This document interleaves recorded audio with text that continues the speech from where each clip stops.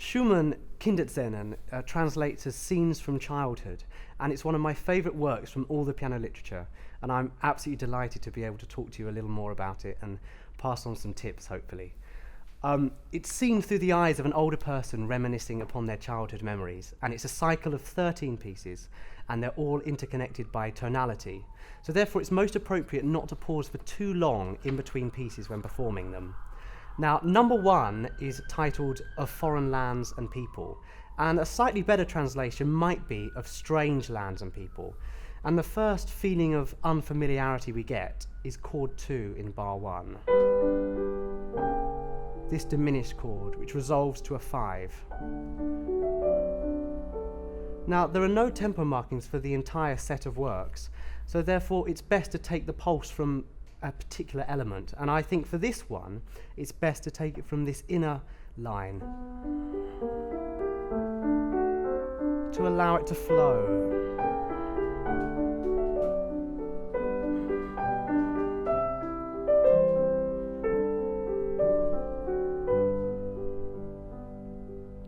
Now, Schumann was deeply inspired by J.S. Bach, and he was so inspired, especially with this piece, in fact, that he wrote an anagram of Bach's name in homage to the man himself. And that starts with this B flat, which in the German alphabet is B, an A C, and then a B natural, which is H. And it doesn't have to be apparent to the audience. However, I sometimes quite like to bring this out when I'm playing it.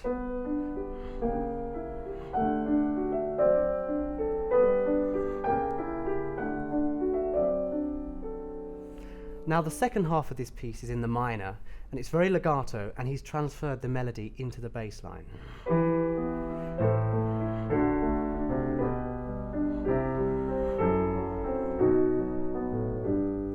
And through this ritardando and pause, it's really important to keep the connection, and the music keeps flowing.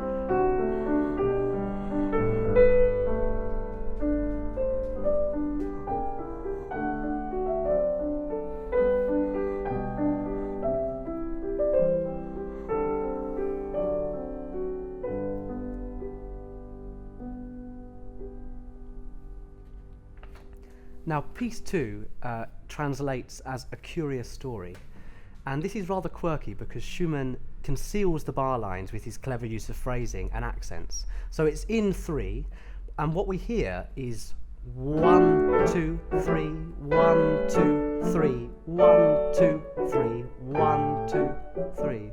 In fact, it actually starts on an upbeat. So what it is this: 3, 1, 2, 3, 1, 2, 3, 1, 2, 3, 1.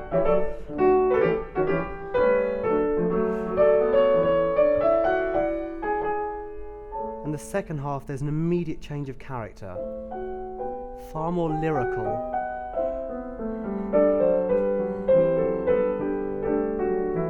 Chromaticism.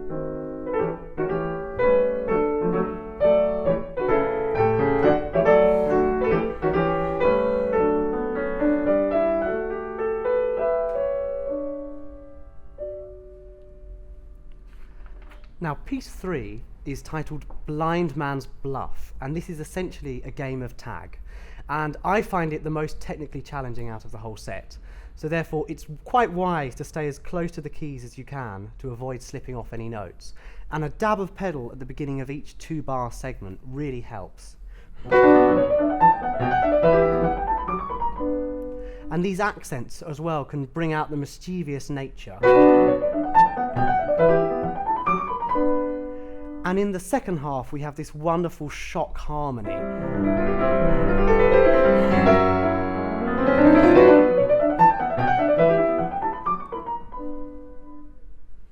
Now, piece 4 is titled Pleading Child, and it has the exact same expressive interval as the beginning.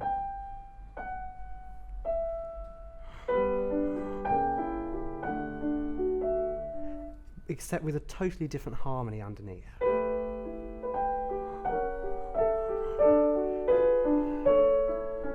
And a pianissimo echo.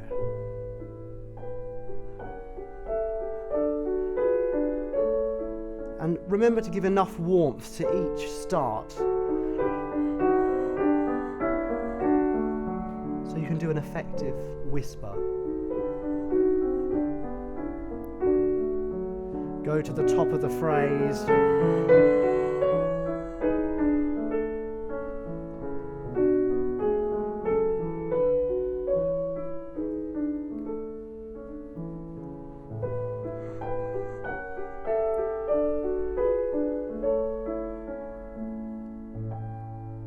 Now, it finishes unfulfilled harmonically with a 5/7 in D major. And as we will see, the next work, titled Happy Enough, finishes this.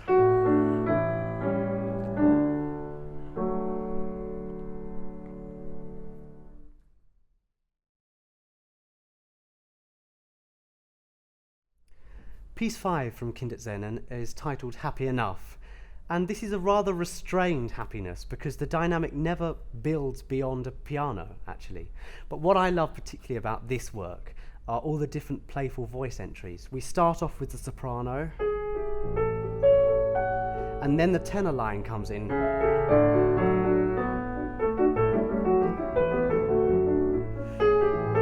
And then Schumann tricks us, we expect another voice entry.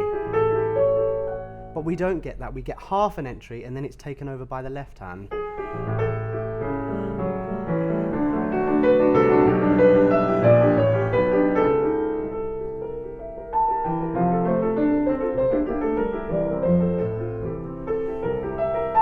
And this amazing chromatic bass line.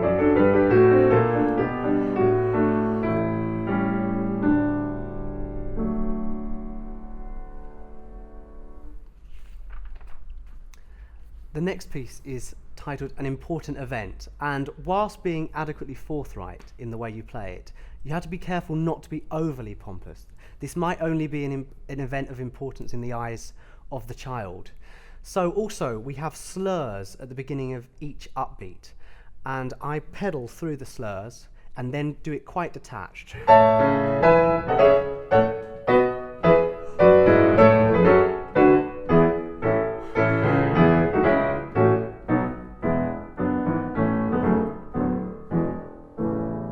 And one of the difficulties with this is playing this dotted quaver and then getting to the semi-quaver.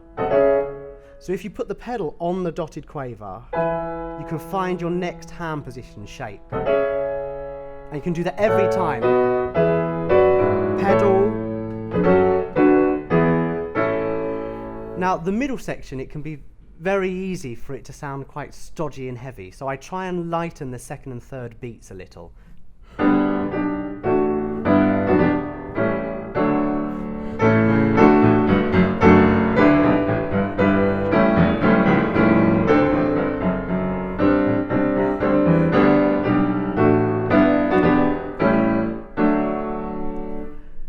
Now, number 7 is Träumerei, and this translates as Reverie, and of course this is the most famous from the entire set. It's often played as an encore, and the main aim as an interpreter is allowing this melody to soar and to make some sense of the inner lines that weave in and out, but without them being obtrusive. Also, pedaling is crucially important, and so is phrasing, so I'll talk you through a little about what I mean.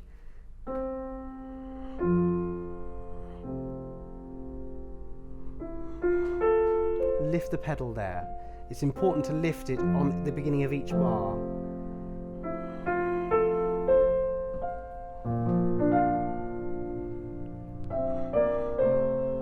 And don't bump the end of each of these phrases.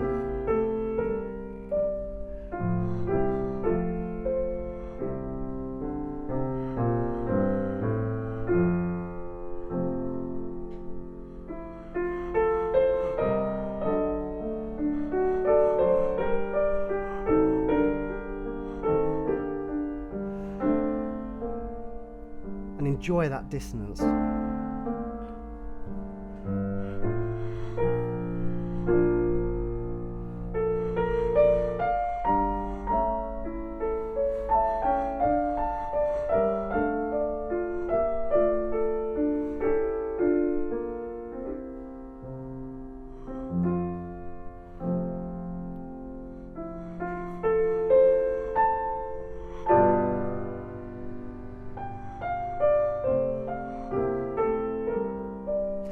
at the end here we have two phrases that are exactly the same in the soprano, but it's with different intention the second time. It's far more expressive.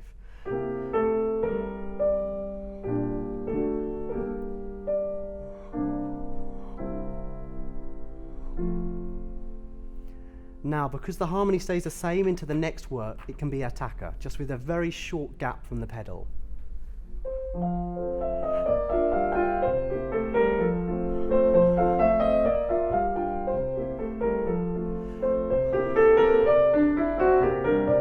Upper level.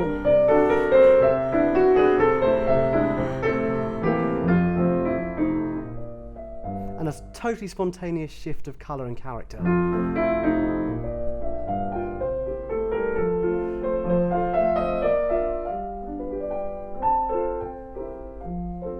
Now, this is the only piece out of the entire set that has a coda, and it rather anticipates the cheeky character of the next piece.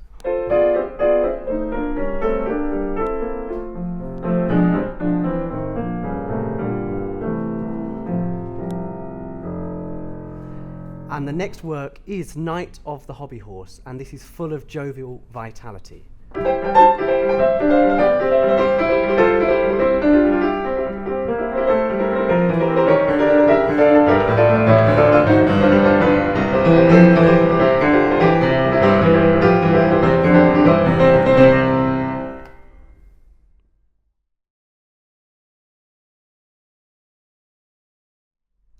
Almost Too Serious is the title of our next work, and it's constructed of many small phrases, so therefore it's rather easy for them to seem disjointed. It's much better to breathe and try and think through all the pauses Schumann has written.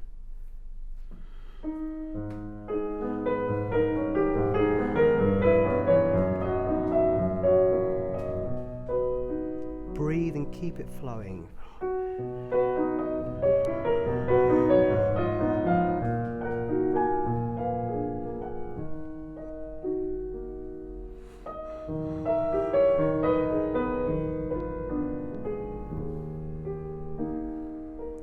And underpin the melody so it can sing with this rich bass line.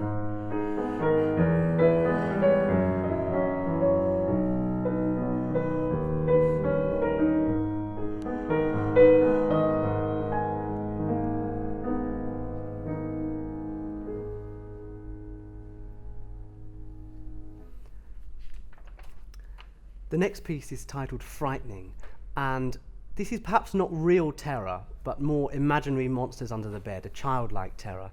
And there are 4 different distinct characters with a very different intention behind each one. This is character number 1, which is quite legato.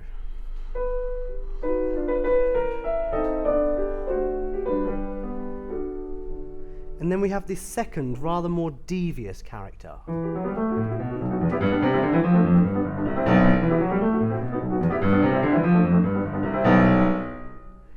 And then this is a third character, which is rather triumphant, in fact. And this fourth, very lyrical.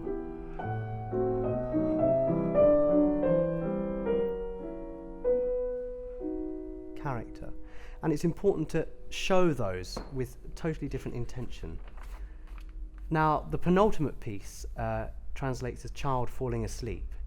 And Schumann, of course, he's very clever, so therefore he has written this with a rocking lilt. We can even perhaps hear the cradle swinging from side to side.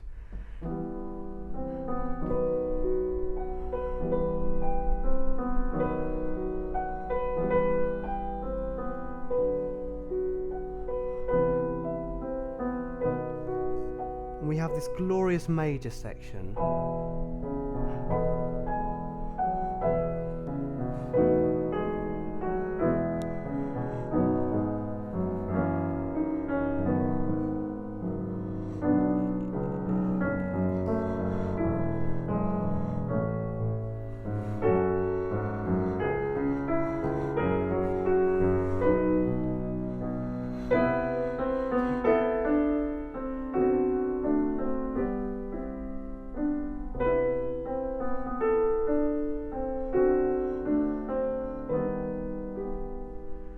finishes with this most wonderful cycle of fifths.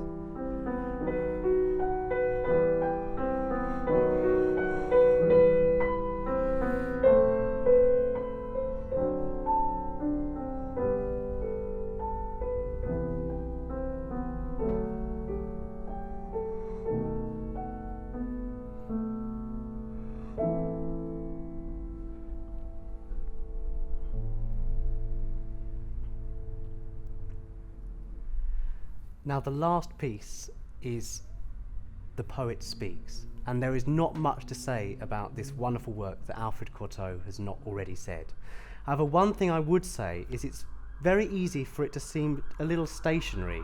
So when I'm practicing it, I add actually an accompaniment underneath to try and get the sense of tempo.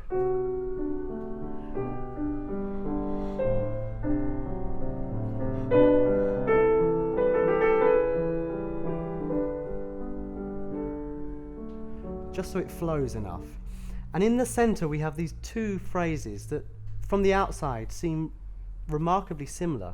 However, they have such different intention. The first one sings, and